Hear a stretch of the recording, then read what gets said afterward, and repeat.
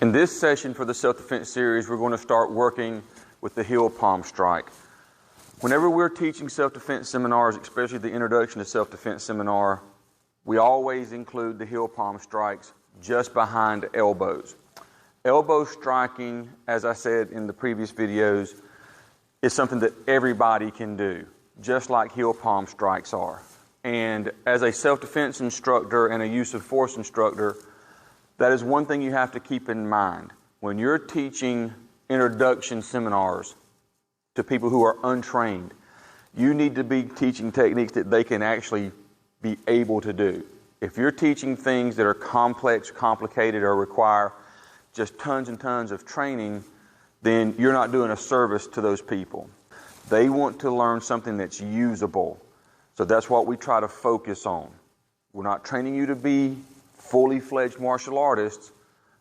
We're teaching you how to overcome and resist violence that's forced on you. So Heelpalms are a great way of doing that. Just like with elbow strikings, there's a multitude of variations of how to deliver a Heelpalm strike. So we're going to focus on the simplest ones and teach you some things to do that's going to make your striking more effective through developing power and focus and angle so that that strike can do what you need for it to do, and that is stun an attacker long enough that you can flee, hopefully with enough practice and commitment, give you enough ability that you can actually stop an attacker so that you're safe.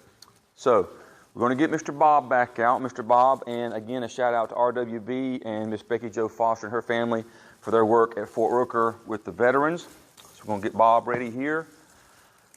So we're going to work today on the straightforward Heelpalm strike. Now when you're making a Heelpalm strike, what you want to do is you want to focus the bottom of the hand.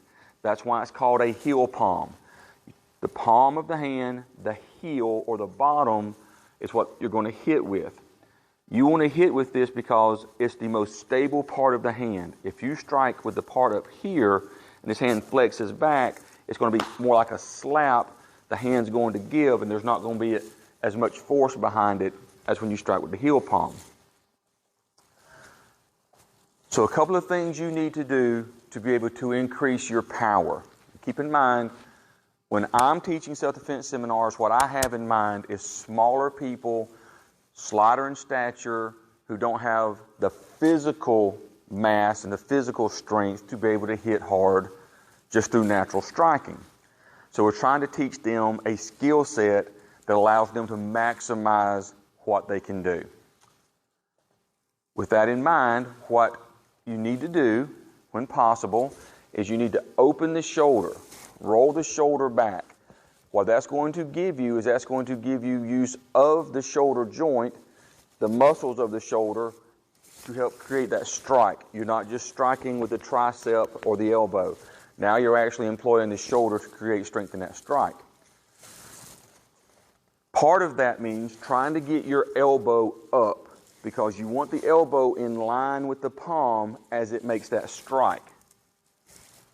If you have to hit quickly, or if you're startled and that first strike is real quick, that's fine. That's a startle reflex and it's still a good starting point.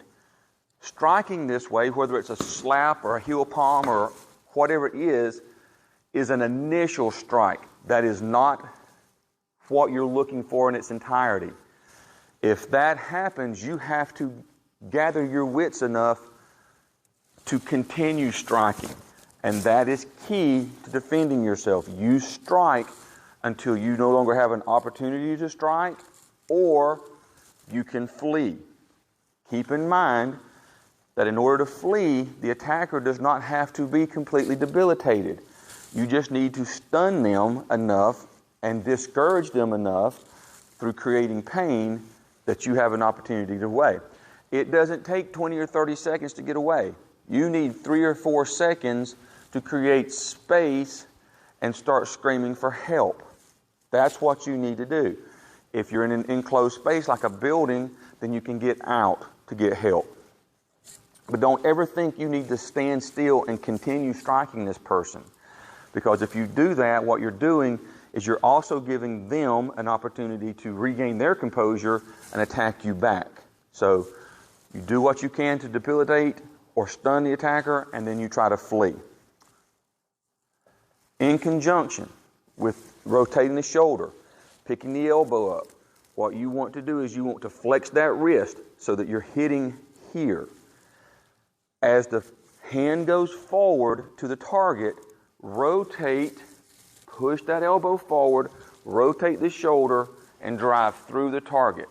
You don't want to hit to the surface and stop. You want to strike through the target. In addition to striking through after you push with the shoulder, learn to use your hips. Pull back with the hips.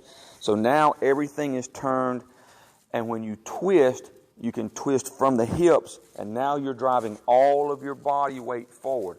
You're not just striking with the arm and the shoulder now. Now you're striking with the body weight, so that when you get here, you can see the transition from back. My body weight is centered here, and it's going to transition forward. So now I'm driving with all of my upper body through the target. It doesn't have to be straight, level. It doesn't have to be horizontal.